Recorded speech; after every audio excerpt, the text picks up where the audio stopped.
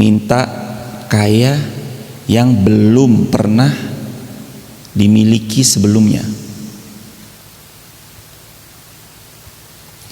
Waktu itu pernah kita bahas kajian subuh syuruk Quran surah Sad ayat 35. A'udzubillahi minasyaitonirrajim. Rabbighfirli wa habli mulkan la yanbaghi li ahadin min ba'di innaka antal wahhab. Ya Allah, ampunilah aku. Wa habli mulkan, dan karuniakan untukku kerajaan serta kekuasaan. La yanbaghi li ahadin, yang belum pernah dimiliki sebelumnya oleh siapapun, mim ba'di, juga maupun sesudahku tidak akan pernah ada yang bisa menyaingi kekayaanku. Innaka antal wahhab, sesungguhnya engkau maha pemberi. Al-Wahhab, maha pemberi. Rabbi habli mulkan, Rabbi gfirli wa habli mulkan la yanbaghi li ahadin min ba'di innaka antal wahhab. Ya Allah, berikan kepadaku ampunanmu serta berikan kekuasaan kepadaku, kekayaan, kekuasaan yang tidak dimiliki oleh seorang pun sesudahku ataupun sebelumku, sesungguhnya engkau maha pemberi. Allahu Akbar. Waktu begitu hadirin, segitu kayanya, Nabi Sulaiman tuh pernah bilang kepada Allah Subhanahu wa taala, "Ya Allah, izinkan saya memberikan makan salah satu makhlukmu, yaitu laut-laut dengan semua ikan-ikan yang ada di sana." Nabi Sulaiman kan pasukannya banyak ya hadirin. Salah satunya adalah jin, syaitan dan segala macamnya. Diperintahkan sama Sulaiman semuanya nurut. Tolong kumpulkan makanan, saya mau berikan makanan untuk semua ikan di laut. Itu instruksinya Sulaiman. Semua ikan di laut, saya mau ngasih kepada semua ikan di laut, semuanya. Dikumpulkan sama bangsa jin, syaitan, dan semuanya tuh berkumpul sampai terhidang. Itu hampir satu gunung isinya makanan semua gitu. Kemudian beliau memerintahkan kepada iblis dalam satu kedipan mata, bahkan kurang dari satu kedipan mata, pindahkan ke tengah lautan wahai para iblis, para syaitan, para jin.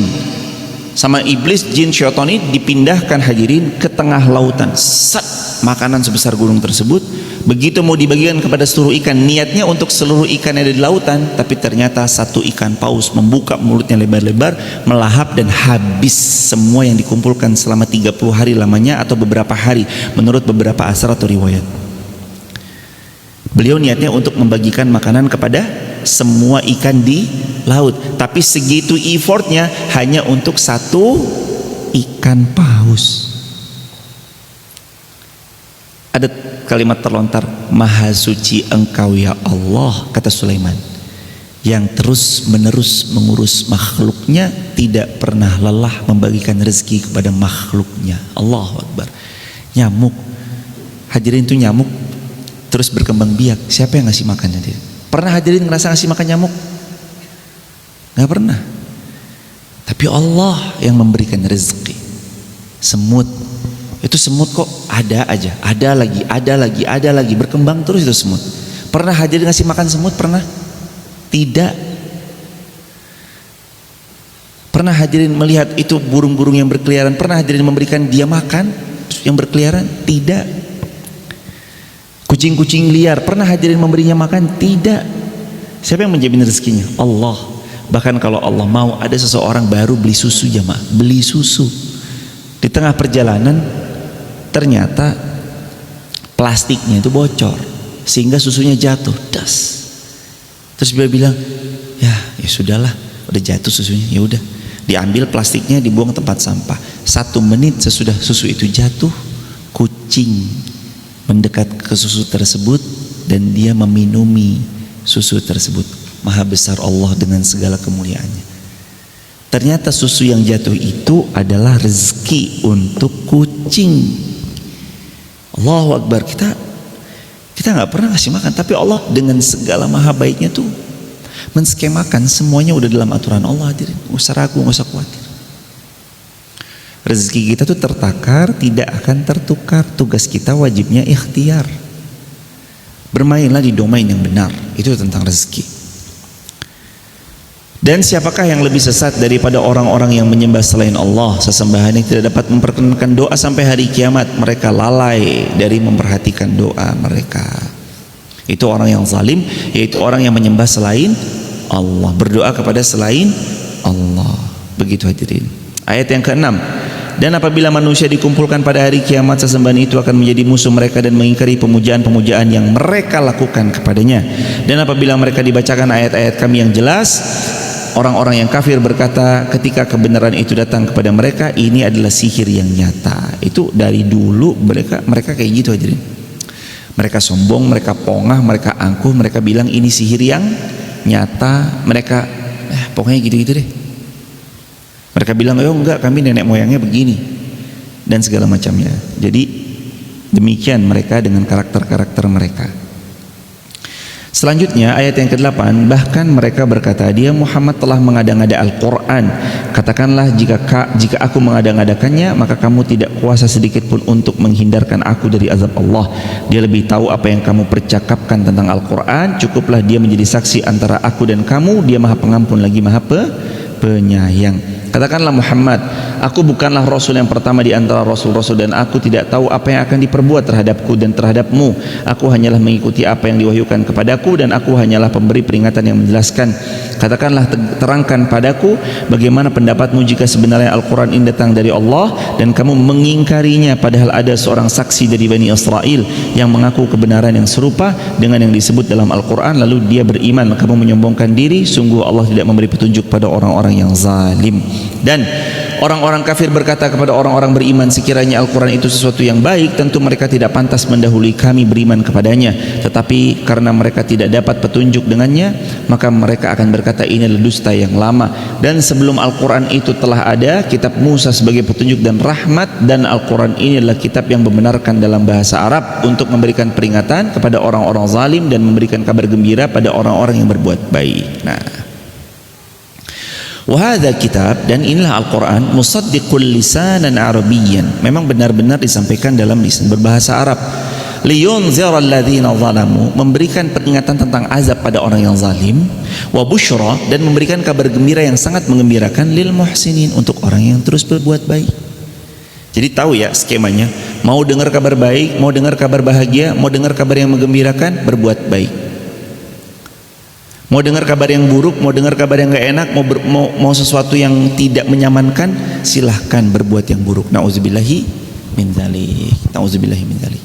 Jadi Allah Subhanahu wa taala memberitahu bahwa kebaikan dan kebaikan yang kita lakukan secara berkesinambungan terus-menerus dan rutin aja dilakukan, maka itu akan berbuah ujung kegembiraan yang akan diberikan pada kita. Wa busyra lil muhsinin. Orang berbuat baik mah pasti senang. Dia nyenengin orang, astagfirullahaladzim, apa nih? Orang berbuat baik mas senang, alhamdulillah. Dia nyenengin orang-orang itu senang, dirinya sendiri juga senang. Dan ternyata riset membuktikan bahwa di antara dua belah pihak, yang satu yang menerima, yang dua yang memberi, lebih bahagia yang menerima atau yang memberi? Lebih bahagia yang menerima atau yang memberi? Yang memberi. Riset membuktikan itu ternyata, hadirin.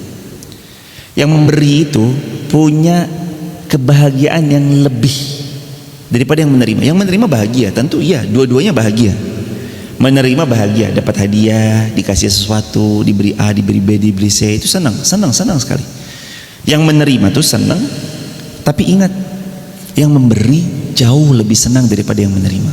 Ya Allah, takdirkan kami. Maka sering-sering doa begini ya hadirin. Teman-teman di klip ini boleh di video. Sering-sering doa begini ya hadirin. Ya Allah, izinkanlah aku menjadi hamba-Mu yang sering memberi, bahkan izinkan kami sampai lelah membagikan harta yang Kau titipkan, bukan lelah mencari harta. Amin ya Rabbal Alamin. Mudah-mudahan kita nanti capeknya itu karena bagi-bagi harta, bagi-bagi rezeki, bukan capek nyari uang atau nyari harta. Dan dari semua yang hari ini Allah sudah karuniakan, Allah want something from us. Pasti Allah mau sesuatu dari kita. Kenapa kok kita yang dipilih? Kenapa kok kita yang diamanahi? Kok uang itu masuknya ke rekening kita, bukan ke rekening yang lain? Karena Allah mau sesuatu dari kita. Apa sesuatu itu? Allahu a'lam. Di antaranya jelas Allah mau digunakan dalam kebaikan dan di jalan Allah Subhanahu wa taala. Liyunzira alladzina zalamu, jadi kezaliman itu pasti akan dapat peringatan. Nih, prit kartu kuning, prit kartu merah. Kalau udah fatal sekali, dihabisin dalam azab-azab yang pedih, nauzubillah. Wa busyra, tapi ada busyra, kabar gembira, kabar yang membahagiakan, kabar yang menyenangkan. Buat siapa? Lil muhsinin, orang-orang yang selalu berbuat baik. Tapi kan kadang-kadang gini ya, mohon maaf hadirin. Ustaz, kita berbuat baik terus, tapi kok mana belum dapat kabar baiknya? Tenang, ada tuh kabar baiknya. Enggak, ini yang terjadi malah yang enggak sesuai sama harapan dan impian saya. Justru yang tidak sesuai itu cara Allah membagikan kebahagiaan yang tiada tara tidak terhingga saat nanti engkau akan mengerti di suatu hari nanti. Contoh, ya Allah, hamba minta ya Allah jodoh. Kok sampai usia segini belum kunjung datang jodohnya? Tenang, justru di situ Allah lagi memberi kesempatan kita untuk mengupgrade diri sehingga tiba waktunya nanti dipertemukan dengan yang sama dalam kebaikan. Contoh, punya rencana A, B, dan C, tiba-tiba kok yang terjadi nggak sesuai nih. Kenapa yang terjadi D, E, F? Ya Allah, kok A, B, C yang saya inginkan tidak terjadi? Tenang, itu pasti Allah sudah sedang menyiapkan sesuatu yang lebih baik. Karena hadirin, kuncinya di klip ini silakan, kalau Allah menunda sesuatu untuk diberikan, itu pasti Allah menunggu jauh lebih baik dan lebih sempurna sesuatu itu untuk diberikan saat dia nanti menerimanya. Gak mungkin Allah ngambil sesuatu kecuali Allah menggantikan dengan yang lebih baik. Illa baddalakallahu bihi ma huwa khairun lakamin. Gak mungkin Allah ngambil sesuatu kecuali diganti dengan yang lebih baik. Contoh, dari dulu skemanya begitu. Ada satu hilang, Allah ganti beribu-ribu kali lipat dan lebih baik. Ada satu hilang, Allah ganti dengan yang lebih baik. Dan selalu begitu, skemanya selalu begitu. Ada yang pergi, Allah ganti yang datang. Dan yang datang ini kualitasnya berkali-kali lipat lebih baik daripada yang pergi. Ada yang hilang ini diganti dengan kualitasnya berkali-kali lipat daripada yang hilang. Jadi Allah kalau menunda sesuatu untuk memberikan kepada kita, Allah pasti tanggung jawab. Berarti itu sedang disempurnakan dan sedang ditunggu kesempatan baiknya kapan kita pantas menerimanya. Anak kecil kalau diberikan mobil sekarang, dia umurnya sekarang 4 tahun, kita belikan mobil yang asli, atau kita belikan motor, kita belikan motor yang asli. 4 tahun kita suruh naik motor, silakan nak naik motor. Bahaya atau bahaya hadirin? Membahayakan, malah menghancurkan dia kan. Tunggulah nanti umur-umur 20 kita belikan motor, kira-kira bahaya buat dia? Tidak, karena dia udah bisa mengendarai motornya. Itu kalau Allah mau ngasih, Allah tunggu di waktu yang tepat, saat kita pantas menerimanya, saat kita sudah siap segala-galanya, nanti Allah titipkan. Kalau belum. Makanya jangan ambil pusing atas apa yang hilang, jangan ambil pusing atas apa yang pergi, jangan ambil pusing atas apa yang sudah berlalu. Udah berlalu, tutup. Nggak usah bongkar-bongkar lagi di masa itu. Sekarang kita fokus ke tujuan kita, masuk surganya Allah, wafatnya husnul khatimah, istiqamah jannah. Gimana caranya?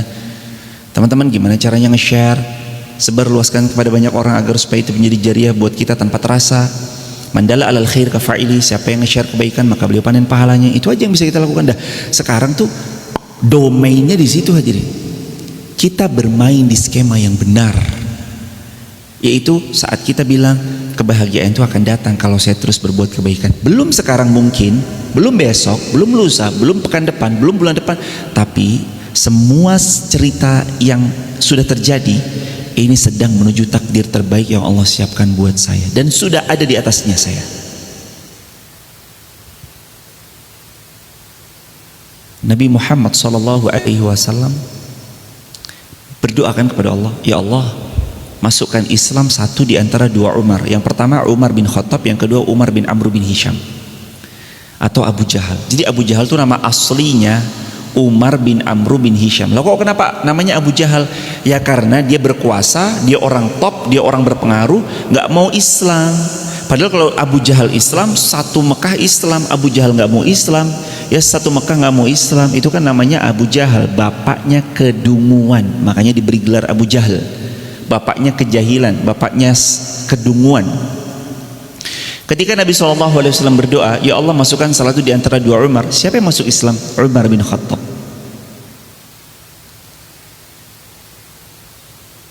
Abu Jahal nggak Islam, tapi Umar bin Khattab Islam.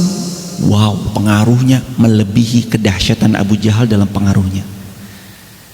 Jadi Allah nggak ganti kecuali dengan yang terbaik hadirin. Allah nggak ganti kecuali yang terbaik. Kalaupun ada di antara hadirin punya satu circle tertentu dan ternyata circle-nya ini kemudian berpisah, jangan khawatir, Allah pasti berikan ganti yang terbaik dan lebih baik. Dan biasanya orang-orang yang Allah datangkan kualitasnya akan lebih baik daripada yang pergi meninggalkan. Kalau itu manusia. Kalau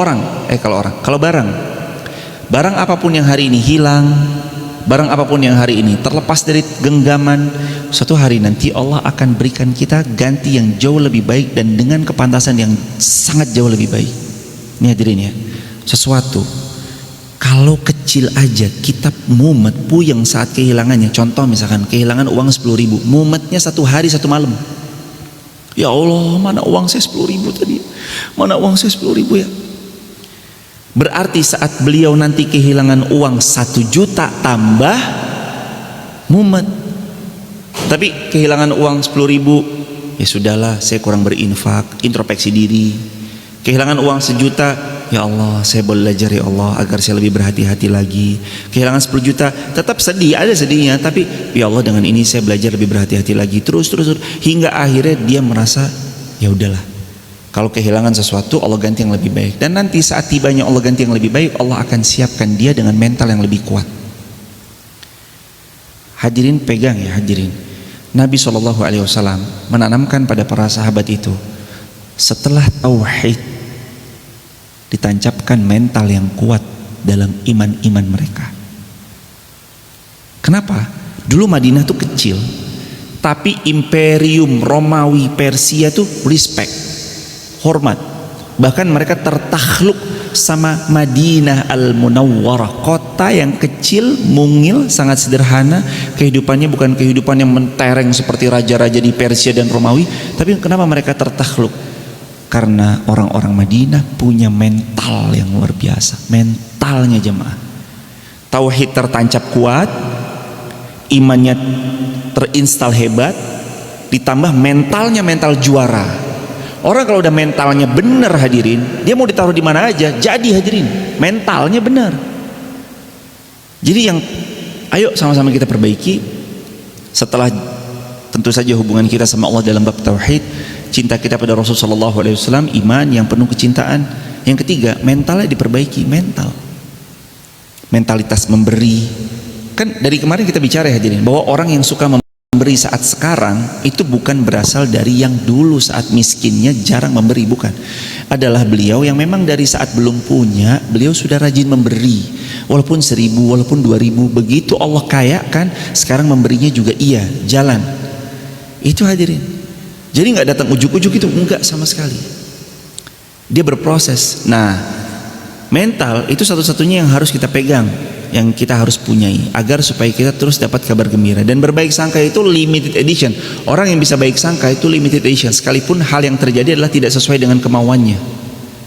Berapa banyak kemarin orang mutung-mutung, ngeluh-ngeluh karena 1-2 hal yang mungkin tidak sesuai sama apa yang terjadi.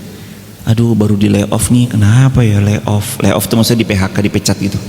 Aduh, baru di layoff nih, gimana ya, aduh bingung saya nih, apa segala macam. Hadirin, kalau kita fokusnya kepada layoffnya, kita nggak akan pernah mau berkembang. Tapi kalau kita fokusnya kepada, saya tahu Allah pasti punya tujuan buat saya, walaupun saya di rumah, saya akan bisa ngelakuin sesuatu yang insya Allah lebih bermanfaat dan lebih baik buat diri saya. Jangan ujuk-ujuk ini mah di layoff malah menjauh dari Allah, di layoff malah berbuat yang aneh-aneh, di layoff malah larinya kepada hal-hal yang Allah murkai. Pantes kalau makin liyunzira alladzina zalamu. Pantes kalau dikasih peringatan. Tapi orang yang di layoff baik sangka, orang yang ditunda keinginannya berbaik sangka, orang yang gagal berangkat hajinya baik sangka sama Allah, orang yang kemudian belum ini belum itu, belum tercapai apa yang direncanakannya atau tidak seindah yang telah dia rencanakan dalam tahun yang dia targetkan, tetap baik sangka sama Allah. Nyampe hadirin, tidak ada keraguan sedikit pun pada orang yang mentalnya mental baja, mental baik sangka kepada Allah, mental terus beramal salih, nyampe pada tujuan yang dia harapkan pasti dengan taufik dan pertolongan Allah. Saya bertemu dengan orang-orang yang Allah titipkan amanah-amanah yang luar biasa, baik harta ataupun kekuasaan. Saya lihat ada satu nilai yang hampir nggak semuanya orang punya. Apa itu? Ucapannya bisa dipegang, dan itu soal mental. Kalau bilang saya akan refund 2, tapi kami mohon 2 sampai 4 pekan atau mungkin 1 sampai 2 bulan gitu. Itu ucapannya bisa dipegang hadirin. Buktikan baik-baik. Kalau beliau bilang ini akan di refund 2 pekan sampai 4 pekan atau maksimal sekali 1 sampai 2 bulan. Sebelum itu pasti udah di refund. Kalau orang, mohon maaf, ucapannya udah mencela ini, entar kapan selesainya? Tanggal 22. Begitu tanggalnya, maaf ya ini belum selesai gini. Enggak hadirin. Enggak jadi orang besar orang yang ucapannya mencela. Saya temui ya hadirin, hampir ya hadirin. Semoga Allah memberi taufik pada beliau-beliau semua yang Allah titipkan itu. Kalau kami ngobrol, kadang kami dinasihati sama beliau segala macam, dan kami tahu satu hal, ucapannya bisa dipegang. Itu kan soal mentalitas. Banyak orang ucapannya nggak bisa dipegang kan? Bilangnya katanya hari Minggu, hari Ahad, mohon maaf, hari Ahad, mundur lagi, pas mau bayar hutang deh. Kapan mau bayar? Ya awal bulan ya. Awal bulan, begitu ditagih, tut, nomor yang Anda hubungi di luar peredaran. Tengah bulan disamperin rumahnya, dia malah lebih galak daripada kita. Ada atau ada yang kayak gitu? Banyak, Masya Allah. Ini soal mental aja. Mental itu melatih. Ucapannya harus selaras nih dengan apa yang dikerjakan. Rata-rata orang-orang hebat ucapannya bisa dipegang. Bisa dipegang. Yakin hadirin. Ketemu sama siapapun, ucapannya pasti bisa dipegang. Beliau punya konveksi, kapan jadi? Ini seragamnya jadi, lebih tepatnya tanggal 10 di bulan Juni. Jadi, bahkan sebelum tanggal 10. Tanggal 7, tanggal 6 udah jadi. Orang-orang yang hebat selalu lisannya bisa dipegang. Itu namanya kata Nabi SAW, iyyakum bis-sidq. Kalian jadilah orang yang sidik, yang jujur. Kalau bahasa yang tadi, yang ucapannya bisa dipegang. A ya A, B ya B, C ya C. Jangan bilangnya A, yang dilakuin B. Jangan bilangnya C, yang dilakuin D. Jangan. Dan ada mental, mohon maaf, dan mental lisan bisa dipegang itu ajaran Nabi banget. Nabi yang ngajarin iyyakum bis-sidq. Lisan ini harus bisa jujur dan bisa dipegang. Fa inna sidqa, kejujuranmu yahdi ilal bir, terus membimbingmu kepada kebaikan. Kamu akan dipertemui kepada kebaikan lagi. Kamu akan ditemui orang-orang yang baik. Karena kayak gitu aja, kebaikan itu selalu dipertemukan dengan kebaikan. Dan yakin 1000%, orang baik akan dipertemukan sama orang baik. Kebaikan dipertemukan dengan kebaikan, fix, nggak akan meleset.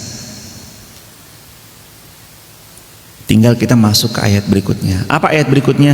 Innalladzina qalu rabbunallah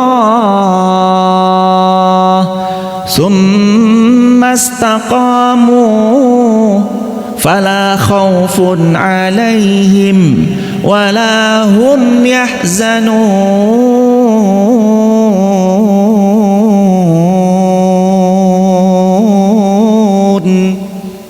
Ini hadirin, sesungguhnya orang-orang yang mereka mengatakan Rabbunallah, Tuhanku adalah Allah, summa istaqamu, kemudian mereka istiqamah, fala khaufun alaihim, maka tidak ada ketakutan dan kekhawatiran atas mereka, walahum yahzanun, dan tidak bersedih hati atas mereka. Karakter orang yang ucapannya bisa dipegang, orang yang teguh dalam iman, lalu dia summa istaqamu, istiqamah, pegang imannya, fala khaufun, nggak khawatiran, nggak overthinkingan, nggak takut sama masa depan, nggak takut sama masa depan. Oke, AI ada di depan mata, AI menggantikan, dan sekarang fix benar. Saya desain sesuatu, tolong buatkan buat saya desain begini, promptnya saya tulis warnanya harus merah, nanti kontennya isinya ini di poster tersebut. Sekali klik 2 menit jadi, 2 menit. AI mau ketik apa? Sekali lagi hadirin, AI itu artificial intelligence, bisa ChatGPT, bisa Gemini atau Gemini yang bawaan itu, Bahkan kemarin saya ceritakan hadirin, sekarang Google Gemini itu bisa buatkan video kan. Tolong buatkan video untuk saya, durasinya 8 detik. Buatkan video untuk saya begini-gini, ada nenek-nenek ngomongnya begini misalkan gitu. AI akan menggantikan semua, kita semua tergantikan oleh AI. Tapi orang-orang beriman mah nggak khawatir. Dia tahu, oke, walaupun masa depan itu ada AI yang siap menggantikan semua pekerjaan kita, tapi kita yakin rezeki kita Allah yang takar tidak tertukar. Tugas kita wajibnya ikhtiar. Salah satu ikhtiar adalah upgrade skill yang kita punya, skill. Upgrade nilainya diri kita. Makanya orang beriman tuh la khaufun, nggak takut. Ini masa depan akan seperti apa? Nggak takut sama sekali. Karena perubahan zaman tuh satu-satunya yang tidak bisa didinai, nggak bisa dipungkiri. Perubahan zaman tuh akan terus terjadi hadirin ya. Kitalah yang harus siap beradaptasi dengan secepat-cepatnya. Dunia ini makin cepat berkembang, cepat berotasi, cepat berputar. Kitanya yang harus beradaptasi. Mau tidak mau kitanya yang harus sering beradaptasi dengan dunia yang kian cepat berputar. Orang-orang beriman nggak punya ketakutan karena mereka punya mental. Oh, saya harus beradaptasi bagaimana nih tentang masa depan. La khaufun itu, kata para ulama ahli tafsir juga mengatakan bahwa dua. Khauf, kekhawatiran itu identik tentang masa depan. Dua. Yahzanun atau hazn, kesedihan itu identik menyedih, identik meratapi kesedihan yang terjadi di masa lalu. Orang beriman kedua-duanya ini nggak ada di dalam hati mereka. Kesedihan tentang masa lalu mereka enggak, mereka berdamai. Ya, masa lalu saya buruk kok, saya tahu.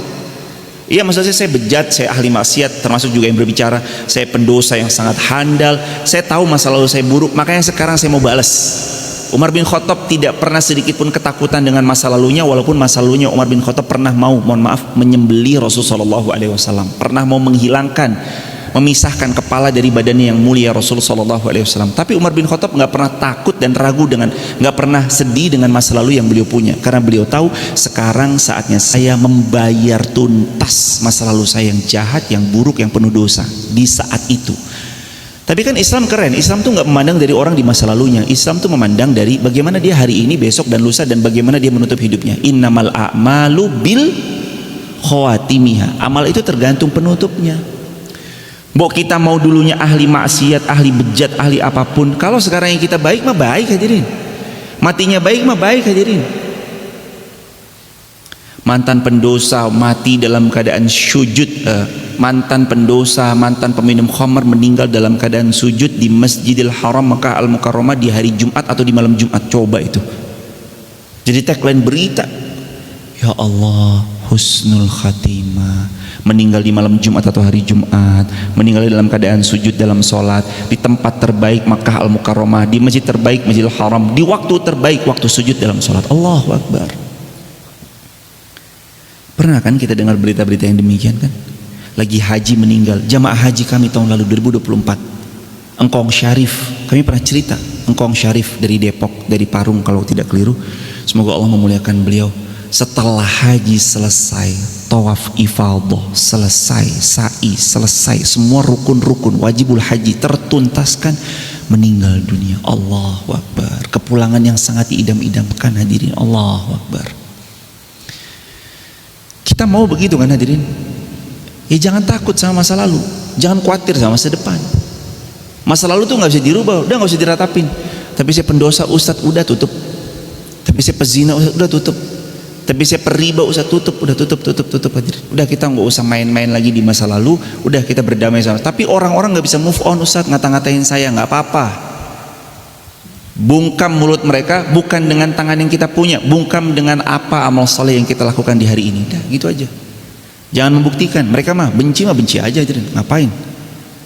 Salah satu hal yang paling sia-sia, ya mungkin saya bisa katakan gitu ya. Salah satu hal yang di klip ini teman-teman boleh diklip, disebarluaskan, dijadikan WA story. Salah satu hal yang paling sia-sia adalah menanggapi para pembenci. Itu sia-sia banget. Udah jelas-jelas dia membenci Anda, tetap Anda tanggapi, wah malah senang hadirin. Pembenci itu kalau direspon makin senang. Abaikan aja, buang-buang waktu. Mau diupdate status di story, nyindir-nyindir kayak, mau ngupload di Facebook nyindir-nyindir, ngupload di TikTok nyindir-nyindir, mau ngupload di mana nyindir-nyindir, abaikan aja. Fokus aja sama kebaikan. Satu-satunya burung yang bisa mematuk elang adalah burung gagak. Tapi apakah elang sibuk menanggapi gagak? Tidak. Burung elang ketika ditumpangi sama gagak yang terus mematuknya, elang tetap fokus terbang semakin tinggi, semakin tinggi, semakin tinggi, semakin tinggi, semakin tinggi, sampai burung gagak itu kehabisan nafas karena nggak bisa terbang tinggi. Hingga akhirnya gagak itu pun jatuh dengan sendirinya, tapi elang tetap berdiri, berkibar di langit yang tinggi. Hadirin, semua kita tuh pasti punya episode cerita yang gak enak dalam hidup. Orang yang bicara aneh-aneh di belakang, para pengkhianat yang ternyata orang-orang terdekat, orang-orang yang tidak amanah ketika dipegangi uang, dan segala bentuk macam-macamnya. Itu boleh jadi pernah hadir di hidup Anda semuanya. Tapi pegang baik-baik. Fokus bukan kepada mereka, fokus kepada diri kita sendiri. Kita mau jadi seperti apa? Mau dihantam, dibentur, dibanting kayak apapun, kalau Allah takdirkan ini akan mulia, mulya jemaah. Mau orang hina seperti hina-hina apapun, kalau Allah takdirkan iki wong bakal mulya, mulya jemaah. Kita angkat derajatnya, diangkat derajatnya sama Allah jemaah. Mau orang goreng kayak apa juga, mau orang melalala kayak di belakang, seperti apapun, kalau Allah bilang nih hambaku, dia orang yang salih, dia istiqomah, ini perempuannya istiqomah, laki-lakinya istiqomah, udah muliakan dia, mulya hadirin. Tu'izzu man tasya. Yang memuliakan kita itu siapa? Allah, bukan manusia hadirin. Yang memuliakan kita tuh Allah. Nih hadirin, mau dipoles seperti apapun, cantik, ciami, packagingnya wus, top, markotop. Tapi kalau Allah bilang hina dia, bakal hina atau bakal mulia? Bakal hina, walaupun di packaging dengan packaging mulia sekalipun. Jadi ini saya mengajak buat diri saya yang banyak dosa ini, yang pendosa handal ini, dan juga buat kita bareng-bareng, dan untuk semua hadirin, guru-guru kami, kiai-kiai kami, ustadz-ustadz kami yang dulu mengajari kami di pondok. Mungkin kalau ada yang menyaksikan, mudah-mudahan ini ajakan kita bersama untuk gak usah ratapi masa lalu. Udah, masa lalu kita buruk, ya udah tutup. Orang beriman tuh begitu. La khaufun alaihim. Gak ada kekhawatiran masa depan, karena dia tahu masa depannya dalam genggaman Allah, dan Allah takdirkan yang terbaik. Walahum yahzanun, dan dia gak punya rasa sedih meratapi masa lalunya. Ya, masa lalu saya jelek, Allah mudah-mudahan memaafkan saya, dan Allah mudah-mudahan izinkan saya bertobat sebelum wafat. Dah gitu aja jadi. Terus terakhir, ulaika ashabul jannah. Mereka itu para penghuni surga. Ternyata penghuni surga itu begitu karakternya. Beriman, istiqomah, gak takut sama masa depan, gak sedih sama masa lalu yang dulu pernah terjadi. Itu orang-orang yang ahli surga itu begitu ternyata. Ulaika ashabul jannah. Mereka itu yang ahli surga hadirin. Ternyata karakter ahli surga selain beriman, sumastaqamu, kemudian istiqomah, la khaufun. Karakter ahli surga itu emang gak takut sama masa depan. Masa depan, ayo saya hadapi, saya beradaptasi. Walahum yahzanun. Dia gak sedih sama masa lalunya. Masa lalu saya buruk, saya ahli neraka. Enggak sama sekali. Walaupun masa lalu saya buruk, tapi saya yakin saya masuk surga. Walaupun masa lalu saya buruk, saya yakin saya akan jadi penghuni surganya Allah. Tuh mentalitasnya ahli surga ternyata begitu.